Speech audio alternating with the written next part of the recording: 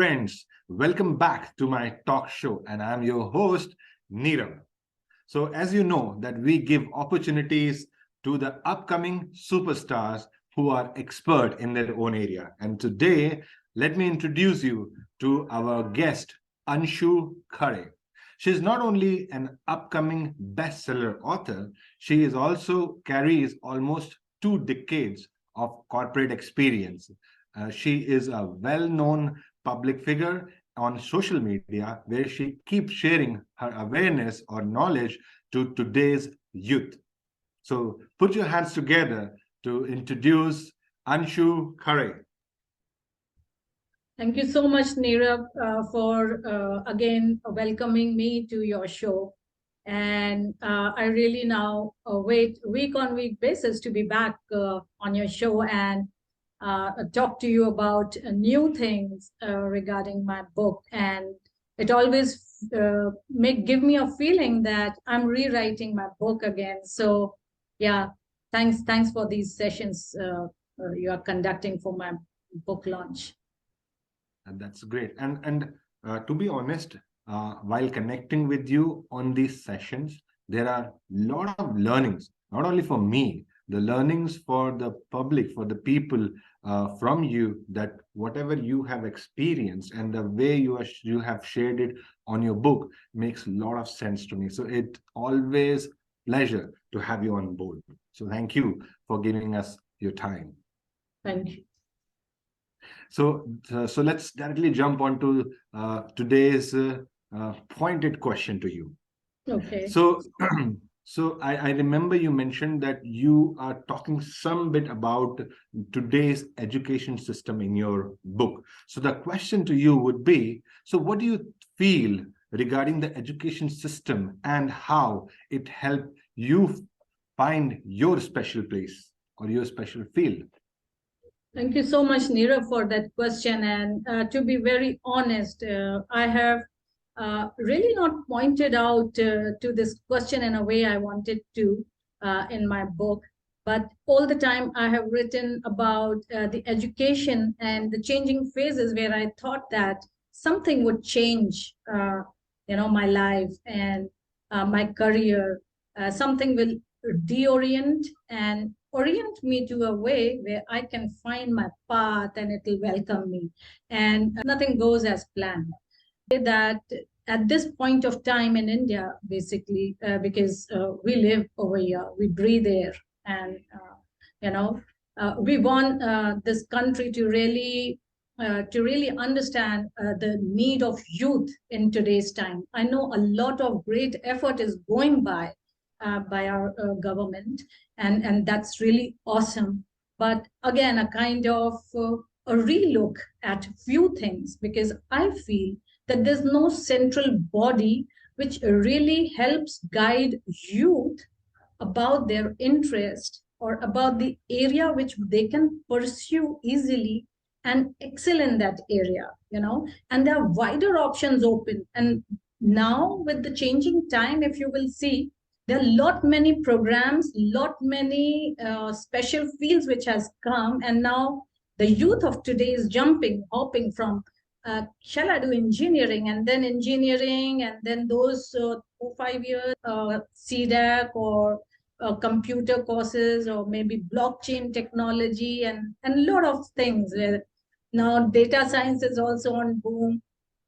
So a lot of things you want to do. And if I had to really give my example in this context, post-graduation, and that stream had come, though I had chosen the subject of my choice, then as you enter into the field where you want to get a job, there the options diminishes, because the kind of job you are looking for and the offerings of the job which are there in your town, there's no kind of coordination.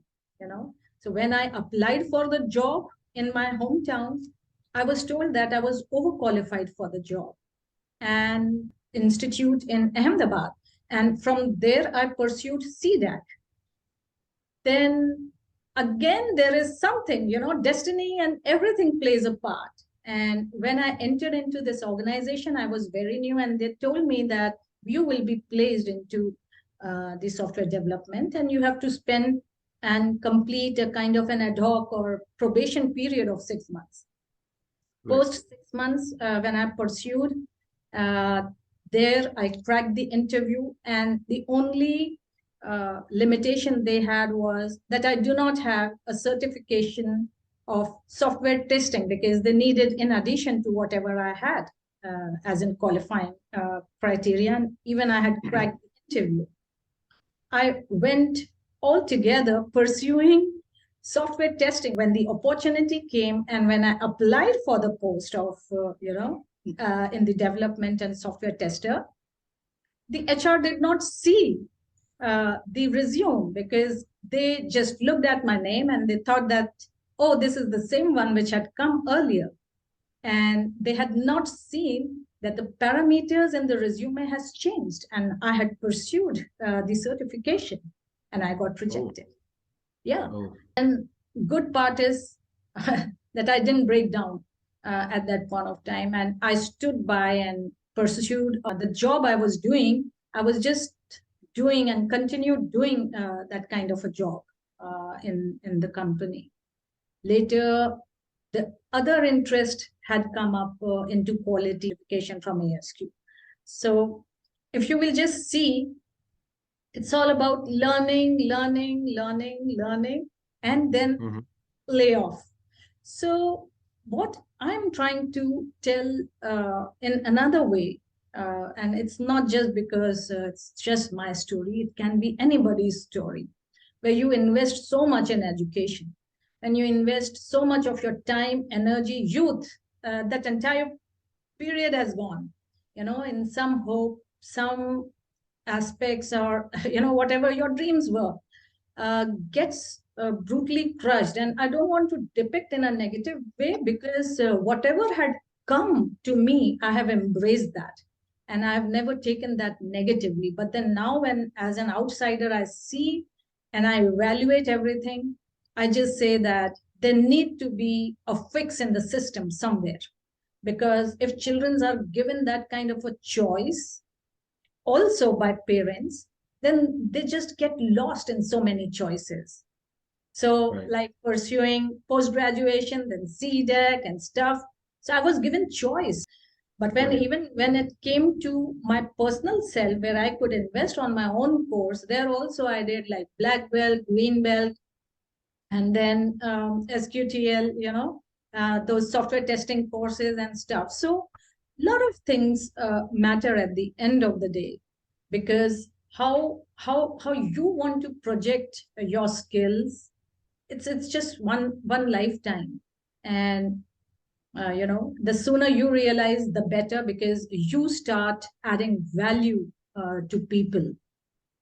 So thank you so much, Anshu. I think it was a very experienced learning what you shared. And I know, like you, so many people have gone through the similar kind of phase, getting trained, the educations, taking degrees, which may not be very relevant to their actual work, what they're currently into. But yeah, certainly what you just mentioned makes a lot of sense. Yeah. So I have another question for you.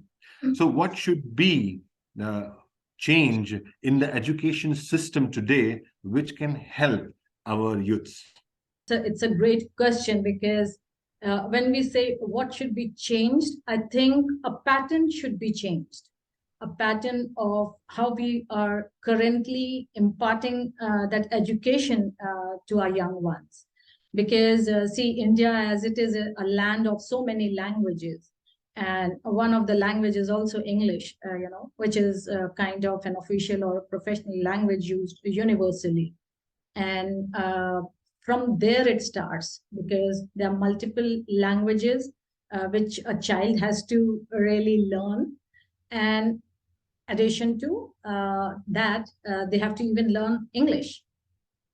So there need to be some flexibility of in the curriculum itself, how they want to really first let a child learn the language, and then you introduce various subjects. So we, even if you will see till 10th standard, they have all the subjects like physics, chemistry, mathematics, geography, history, yeah?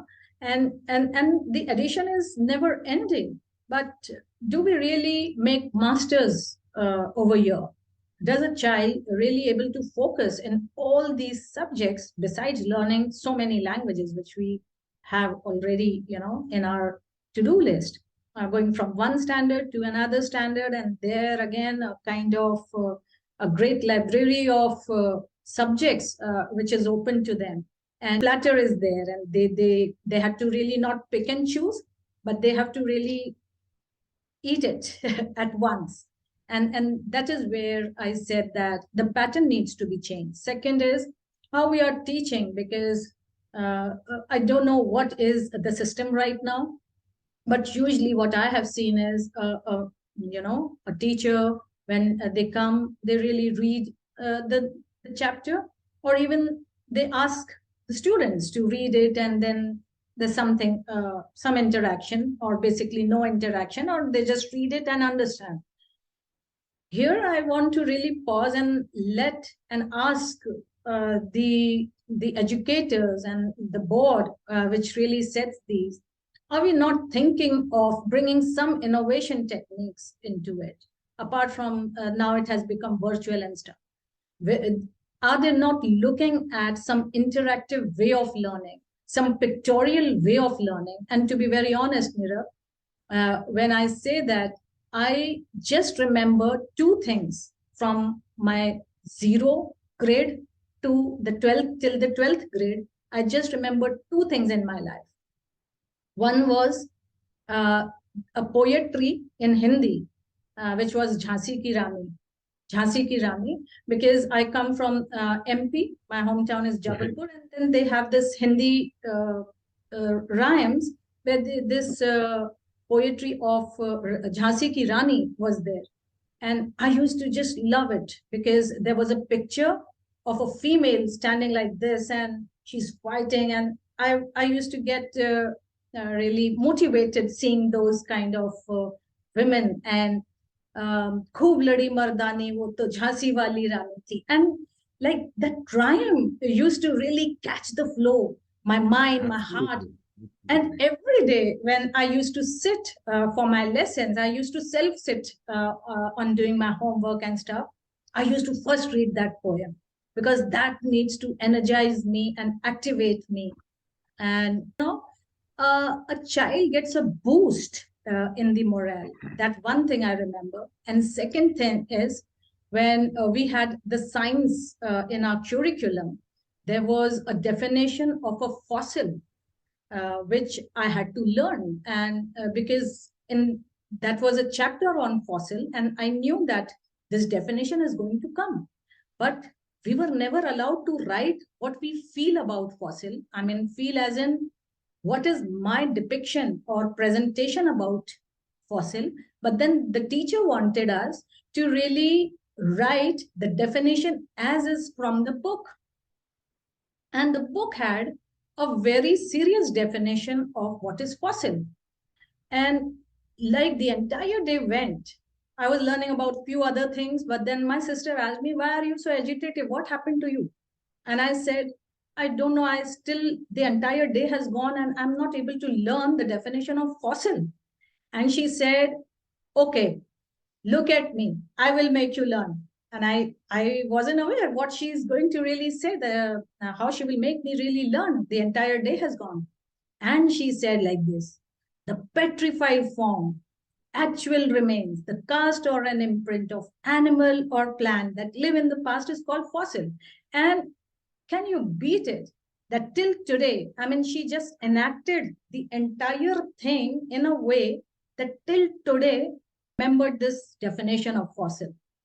So what I'm trying to say is, even if you want a child to learn something which is beyond their imagination, make it so interactive that they remember it throughout their life. They understand its meaning, not only words, its meaning completely, and then it resonates with their mind. So yeah, I think these are few things I really want the board or the government to really take into account. Yeah, and I can still see that you still remember the definition of fossil word by word. That's amazing. And I think what you mentioned, it's true that learning by mind, or say just remembering things, will definitely be lost somewhere down the line. But if you have a heart way of learning where you really understand the concept, you understand the actual thing around it, definitely it will last forever. So that's great experience and great share. Thank you. All right. So I think it was a good. It was nice talking to you. We are already on top of the hour. So thank you so much, Anshu, for your time today. And it was nice catching up with you again. And we will see you next time again. So thank you so much. Thank you.